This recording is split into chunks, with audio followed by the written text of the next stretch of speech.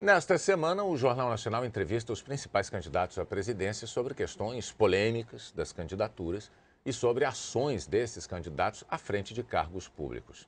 Nas próximas semanas, o Bom Dia Brasil e o Jornal da Globo farão o mesmo.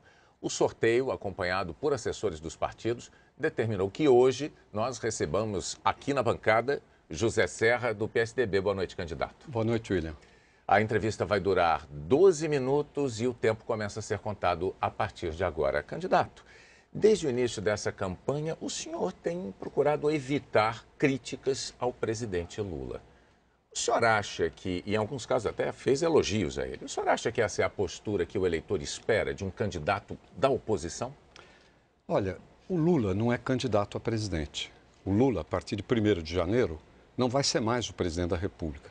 Quem estiver lá vai ter que conduzir o Brasil. Não há presidente que possa governar na garupa, ou ouvindo terceiros, ou sendo monitorado por terceiros. Eu estou focado no futuro. Hoje tem problemas e tem coisas boas. O que nós temos que fazer? Reforçar aquilo que está bem e corrigir e poder melhorar aquilo que não andou direito. Por isso que eu tenho enfatizado sempre que o Brasil precisa e o Brasil pode mais. Aonde? Na área da saúde, na área da segurança, na área da educação, inclusive do ensino profissionalizante. O meu foco não é o Lula, ele não está concorrendo comigo. Entendo. Agora, candidato, o senhor avalia o risco que o senhor corre de essa sua postura ser interpretada como um receio de ter que enfrentar a popularidade alta do presidente Lula? Não vejo porquê. Eu acho que as pessoas estão preocupadas com o futuro, né? Quem vai tocar o Brasil? Quem tem mais condições de poder tocar o Brasil para frente, que não é uma tarefa fácil. Inclusive de pegar aqueles problemas que hoje a população considera como os mais críticos e resolvê-los. Dou como exemplo, novamente, entre outros, a questão da saúde. Então, o importante agora é isso, e as pessoas estão nisso. O governo Lula fez coisas positivas, né? Outras coisas deixou de fazer. A discussão não é o Lula. A discussão é o que vem para frente, tá certo? São os problemas do Brasil de hoje e o que tem por diante. O senhor tem insistido muito na tecla de que o eleitor deve procurar comparar as biografias dos candidatos que estarão concorrendo, que estão concorrendo nessa eleição. O senhor evita uma comparação de governos, por exemplo, por quê? Entre o governo atual e o governo anterior? Olha, porque são condições diferentes. Eles governaram em períodos diferentes e circunstâncias diferentes. O governo anterior do Fernando Henrique fez muitas contribuições ao Brasil, entre elas o Plano Real. A inflação era de 5.000% ao ano, né? E ela foi quebrada, a espinha. Hoje, as novas gerações nem têm boa memória disso. E várias outras coisas que o governo Lula recolheu e seguiu. O Antônio Palocci, que foi ministro da Fazenda do Lula e hoje é o principal assessor da candidata do PT, nunca parou de elogiar, por exemplo, o governo Fernando Henrique. Mas nós não estamos fazendo uma disputa sobre o passado. É como se eu ficasse discutindo para ganhar a próxima Copa do Mundo, quem foi melhor técnico, o Scolari ou o Parreira? E o Mano Menezes, Fátima, desculpe, fosse estar preocupado de saber quem era melhor prefeito de ganhar a Copa de 14. Isso é uma coisa que os adversários fazem para tirar o foco de que o próximo presidente vai ter que governar e não pode ir na garupa. E tem que ter ideias também, não só coisas que fez no passado, mas também ideias a respeito do futuro. Mas, por exemplo, avaliar, analisar fracassos e sucessos não ajuda o eleitor na hora dele decidir pelo voto dele? Por isso, e é isso que eu estou fazendo. Por exemplo, mostro na saúde. Eu fui ministro da Saúde.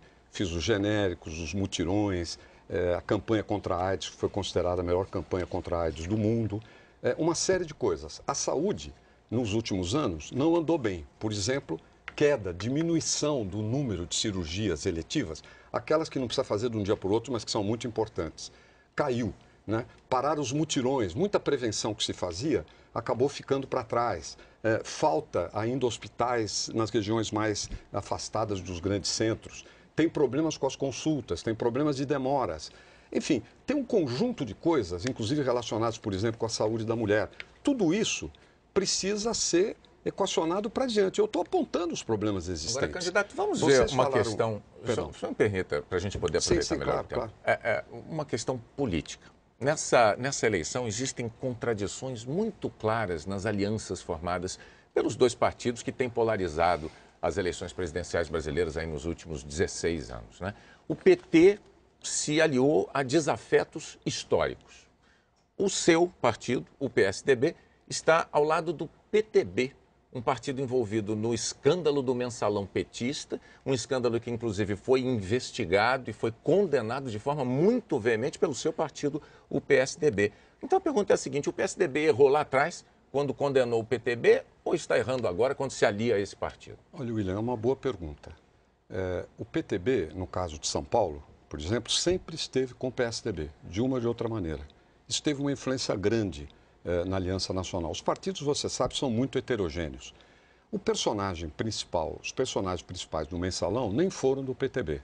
Os personagens principais foram do PT, aliás, mediante denúncia do Roberto Jefferson, que era então líder do PTB. Os nomes de PTBistas todos são uma lista muito vasta, começando pelo Maurício Marinho. Lá no Supremo Tribunal Federal, o PT ganha disparado. Mas não há nenhum constrangimento para o senhor no fato de esta aliança do seu partido, PSDB, ter sido assinada com o PTB pelas mãos do presidente do partido que teve o mandato cassado, inclusive com votos de políticos do seu partido, PSDB. Isso não provoca nenhum tipo de constrangimento? Olha, o Roberto Jefferson é o presidente do PTB, ele não é candidato.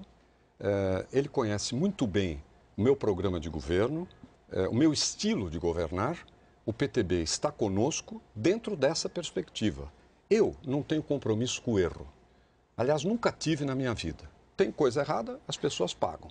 Não é? Quem é responsável por si é aquele que comete o erro, é ele que deve pagar. Eu não fico julgando, mas eu não tenho compromisso com nenhum erro. Agora, quem está comigo sabe o jeito que eu trabalho. Por exemplo, eu não faço aquele loteamento de cargos. Para mim não tem grupinho de deputados indicando o diretor financeiro de uma empresa ou indicando o diretor de compra de outra. Por quê? Para que um deputado quer isso ou um grupo? Evidentemente, não é para ajudar melhor desempenho, é para corrupção. Comigo, isso não acontece, não aconteceu. Na saúde, no governo de São Paulo e na prefeitura. Nesta eleição, quer dizer, o senhor destaca muito a sua experiência política, mas na hora da escolha do seu vice, houve um certo conflito com o DEM, exatamente porque houve uma demora para o aparecimento desse nome. Muitos dos seus críticos atribuem essa demora ao seu perfil centralizador. O nome do deputado Índio da Costa apareceu 18 dias depois da sua oficialização, da convenção que oficializou a sua candidatura. O senhor considera que o deputado, em primeiro mandato, está pronto para ser o vice-presidente, uma função tão importante? Fátima, deixa eu só te dizer uma coisa. Eu não sou centralizador. Eu sei que eu tenho a fama de centralizador, mas no trabalho eu delego muito. Eu sou mais um cobrador, eu acompanho tudo. Eu falei centralizador porque até no seu discurso de despedida do governo de São Paulo, o senhor mesmo explicou sobre essa forma de centralizador, sobre essas críticas que fazem. E todo mundo que trabalha comigo sabe disso. Eu delego muito, agora eu acompanho, porque quem coordena, quem chefia, tem que acompanhar para as coisas acontecerem. A questão da vice estava orientada numa direção. Por circunstâncias políticas, acabou não acontecendo. E o Índio da Costa, que foi o escolhido, estava entre os nomes que a gente cogitava. Só que isso não tinha ido para a opinião pública, porque senão é uma fofoca só. Fulano, cicrano, isso e aquilo. Ele disputou 4 eleições, é um homem de 40 anos, e foi um dos líderes da aprovação do ficha limpa no Congresso. Mas a experiência dele é municipal, na verdade, né? Quer dizer, ele fez 3 mandatos de vereador. O senhor acha que isso o qualifica? E um mandato de deputado federal. Que ele está exercendo. Eu acho que qualifica perfeitamente. O que vale é a experiência na vida pública, tem livros sobre administração, e eu insisto, sua atuação no Congresso Nacional foi marcada pelo ficha limpa. Se você for pegar também outros vices, do ponto de vista da experiência pública, cada um tem suas limitações, mas eu não estou aqui para ficar julgando os outros. Eu só sei que o meu vice, jovem, ficha limpa, preparado com muita vontade, e do Rio de Janeiro, né, é um vice adequado. Eu me sinto muito bem com ele. Agora, devo dizer também o seguinte, né, eu tenho muito boa saúde. Ninguém está sendo vice comigo achando que eu não vou concluir o mandato, mas vai ser um bom vice colaborador. Não assume só nessas circunstâncias, né? Mas enfim, eu já tenho até candidato, eu gostaria de abordar um pouquinho também da sua passagem pelo governo de São Paulo. O senhor foi governo em São Paulo durante 4 anos, seu partido está no poder em São Paulo há 16 anos, então é razoável que a gente avalie aqui algumas dessas ações.